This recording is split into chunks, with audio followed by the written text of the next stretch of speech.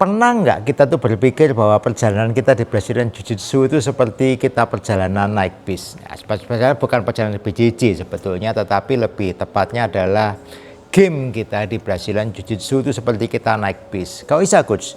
Jadi kalau Anda yang biasa naik bis itu terutama bis dalam kota itu punya rute. Rutenya dari stasiun A ke stasiun B, ke stasiun C, D, E, dan ujung-ujungnya nanti kembali lagi ke stasiun A lagi. Dan ini yang saya temui sebetulnya kita belajar Brazilian Jiu-Jitsu itu seperti kita belajar satu posisi ke posisi yang lain. Itu Anda belajarnya, let's say Anda belajar mulai dari awal, mungkin Anda belajar di posisi guard play, Anda mulai dari guard. Suatu posisi guard Anda pelajari opsi, ada opsi misalkan pertama kali mungkin bisa close guard lah yang paling basic, Anda bisa close guard lah, Anda bisa caranya armbar, Anda bisa triangle, Anda bisa caranya sweep. Kan dari situ Anda akan belajar lagi, diperkembangkan lagi. Anda mungkin setelah Anda melakukan sweep, Anda bisa mendapatkan posisi mount position. Anda mulai pindah station. Jadi kalau kita ngambil gambarannya dari station A yaitu guard tadi, Anda mulai dapat posisi mount sekarang. Anda pindah ke position station B. Dari station B mungkin Anda di mount, Anda mungkin bisa jadi Anda mungkin kena half guard. Jadi Anda pindah ke station yang lain lagi. Di station apa? Station half guard. Kalau kita menjadikan half guard, kita mungkin main, ternyata lawan kita berhasil mendapatkan posisi close guard ya. Kita bermasuk di posisi close guard. Kita pindah kembali lagi. Jadi rutenya dari rute A ke rute B ke rute C kembali ke rute A. Simple circle. Atau mungkin Anda suatu saat Anda mulai berkembang, Anda belajar lagi, Anda melakukan take down. Dari station A kan Anda standing game, pull, push, take down. Anda dapatkan take down-nya, kemudian Anda mulai masuk ke posisi side mungkin. Dari posisi standing di station A, Anda pindah ke station B. Anda melakukan transisi dari A ke poin B. Di situ ada set control, Anda bermain set control. Anda masalah dari set control nggak dapat submission, Anda bisa masuk ke posisi mount. Anda pindah transisi ke stasiun berikutnya lagi, Anda masuk ke station mount. Dari mount ternyata lawan Anda melakukan rolling, Anda melakukan back kick, Anda dapat posisi back, Anda pindah lagi ke station berikutnya, station back, dan seterusnya. Dan terkadang perjalanannya cuma linear, dari station A ke B ke C ke D, kemudian kena submission, finish.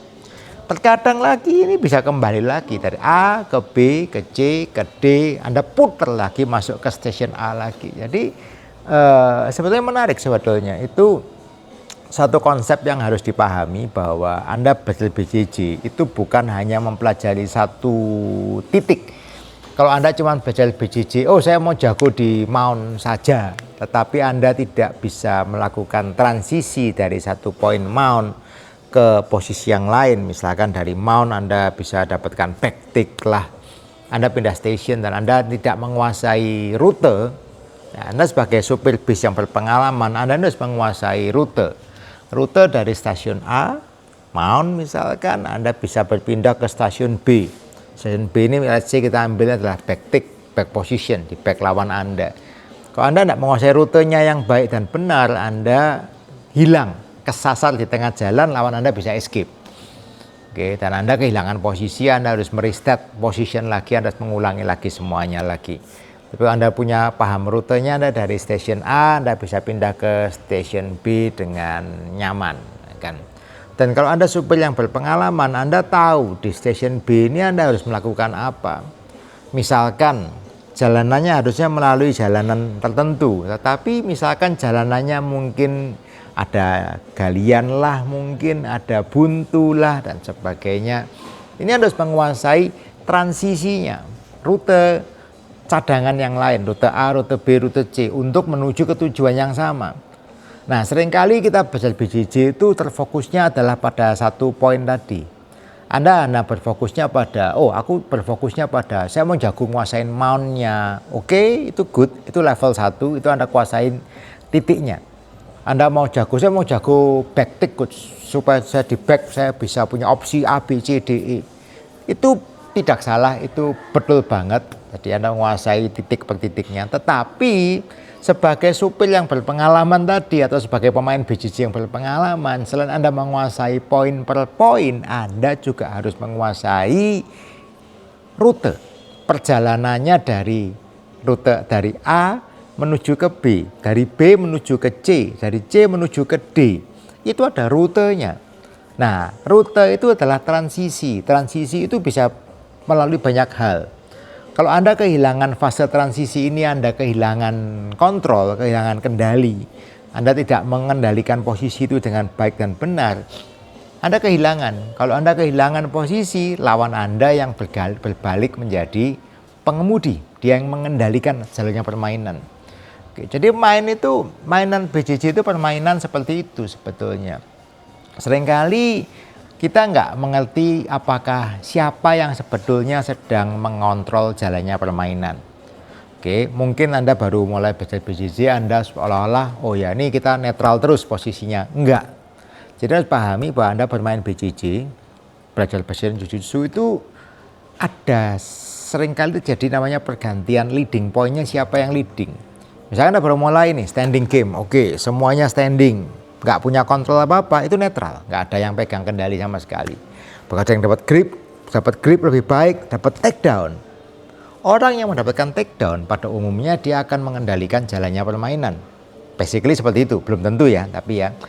Takedown dia dapat posisi side control misalkan, dominan. Siapa yang lebih dominan, dia yang lebih mengatur jalannya permainan. Dia yang bisa attack, lawannya cuma bisa defense atau escape. Oke. Yang attack ini yang bisa leading the game. Dia mau lead the game, dia bisa ngasih pressure, dia masih cross face, dia ngasihin pressure ini itu, knee on belly. Dia memimpin. Oke. Jadi sampai kapan posisi dia memimpin? Dia nyetir kan? Dia nyetir lawannya nih. Dia yang knee on belly, dia yang dapetin mount. Dia yang nyetir terus, dia yang kontrol lawannya, diputer, dia dapat back take, dia yang kontrol gamenya terus. Sampai lawannya tadi bisa defense, dia bisa escape, dia bisa break the posture, dia bisa kembali ke posisi netral, atau malah dia bisa melakukan reversal, dia masuk di posisi yang lebih dominan. Jadi contohnya ya seperti tadi, dia dari set control yang harusnya di side itu dia dominan, ternyata setelah sekian detik lawannya bisa membalikkan posisi, dia dibalik, dia ternyata dia malah kena posisi di bawah, lawannya bisa membalik keadaan. Seringkali orang yang sedang melakukan sparring tidak sadar bahwa posisi ini sudah berbalik. Dia bukan lagi pengemudi, dia bukan lagi orang yang menyetir perjalanan ini. Sekarang dia harus menjadi seorang yang disetir, atau dia harus escape, keluar dari breaking the point-nya tadi itu. Dia harus keluar dari circle yang tadi. Kalau enggak, dia yang disetir terus sama lawannya. Nah, seringkali lupa bahwa kondisinya sudah berbalik. Jadi itu perjalanan tadi itu.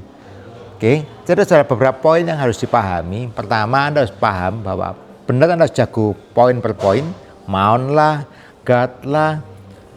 Anda harus jago di back control, di side mount lah, di half guard. Anda harus jago per poin. Tapi jangan lupa bahwa Anda harus jago juga mengenai transisi, perpindahan dari titik A ke titik B, ke titik C, ke titik D. Ini harus Anda kuasai. Oke, bukan asal-asalan, oh ya untung-untungan tiba-tiba Anda bisa dapat posisi tertentu. No, Anda harus punya satu sistem game plan yang jelas. Anda dari A mau ke B, dari B Anda mau ke C, ke D. Anda harus punya satu game plan, rute yang jelas Anda mau kemana sebetulnya. Itu yang pertama. Yang kedua, Anda harus paham siapa yang lead the game. Orang yang lead the game, dia yang bisa mengatur jalannya permainan. Orang yang tidak punya game plan, dia akan ketinggalan. Karena dia nggak siap dengan dari sini saya mau belok ke kiri atau ke kanan, melakukan half guard kah, atau saya melakukan sweep, atau saya melakukan submission atau apa. Orang yang sudah siap dengan game plan, dia akan bisa memimpin jalannya permainan one step ahead daripada lawannya yang tidak punya game plan. Nah, ini yang harus dipahami. Jadi banyak orang yang belajar BJJ, pokoknya saya rolling, pokoknya saya sparring tanpa punya game plan yang jelas. Dan kalau Anda tidak punya game plan yang jelas, kerugian ada pada pihak Anda sebetulnya ya. Karena kalau lawan Anda punya game plan yang lebih bagus dari Anda, punya kejelasan harus main kemana, ya Anda akan ketinggalan. Apalagi Anda yang mau jadi atlet, mungkin Anda yang mau ikut competition dan sebagainya, ini hal yang sangat penting. Oke guys, dan memang saya sendiri sedang ada planning untuk saya membuat satu video tutorial mengenai bagaimana cara membuat game plan di Brazilian Jiu-Jitsu. Oke, jadi kalau Anda tertarik untuk mendapatkan informasinya, nantinya bisa Anda tulis di message di bawah. Nanti kalau saya ada rilis, Anda dapatkan info lebih awal. Oke guys, hope it helps. Jadi itu pemahaman mengenai pentingnya Anda menjadi supir yang berpengalaman. Oke, Anda harus tahu rutenya, mau kemana. Anda harus menguasai jalan alternatifnya bagaimana. Anda harus menguasai tujuan Anda mau kemana. Hope it helps. Keep on training. See you on the mat. Hus.